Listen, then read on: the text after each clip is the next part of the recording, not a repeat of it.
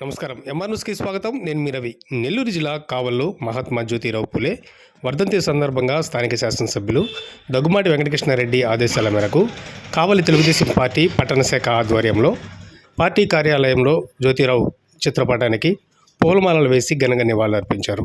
అనంతరం RTC bus stand సంఘటనలో ఉన్న జ్యోతిరావు పూలే కాంస్య విగ్రహానికి నాయకులు పూలమాలలు వేసి ఘనంగా నివాళులర్పించారు.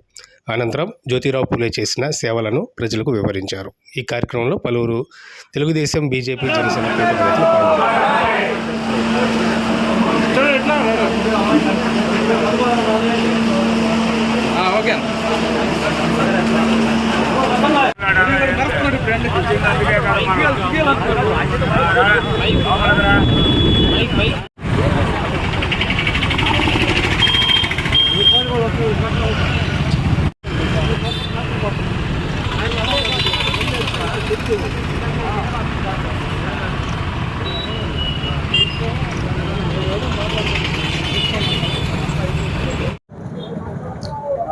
మహాత్మా జ్యోతిరావు పూలే గారి వర్ధంతి సందర్భంగా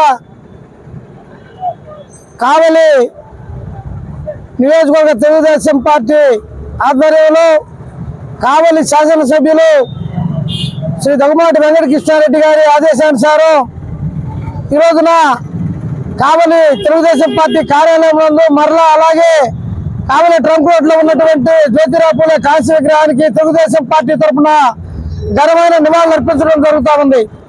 స్వర్గీయ మహాత్మా జ్యోతిరావు పూలే వర్ధంతి ఈరోజు కావలి నియోజకవర్గ శాసనసభ్యులు మన ప్రియతమ నాయకులు వెంకటకృష్ణారెడ్డి గారి యొక్క ఆదేశాలు సూచనలతో ఈ రోజున కావలి నియోజకవర్గ తెలుగుదేశం పార్టీ కార్యాలయం నందు ఘనంగా నివాళులు అర్పించడం జరిగింది.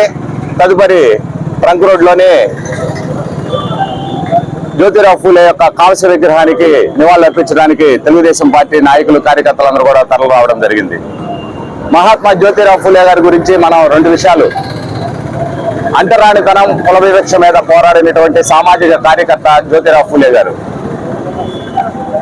150 సంవత్సరాల క్రితమే కుల వివక్ష మీద, అంటరానితనం మీద, మహిళలకు కూడా విద్యను అందించాలనే సదుద్దేశంతో ఆ రోజున పోరాటాలు చేసినటువంటి మహోన్నతమైనటువంటి వ్యక్తి జ్యోతిరావు గారు.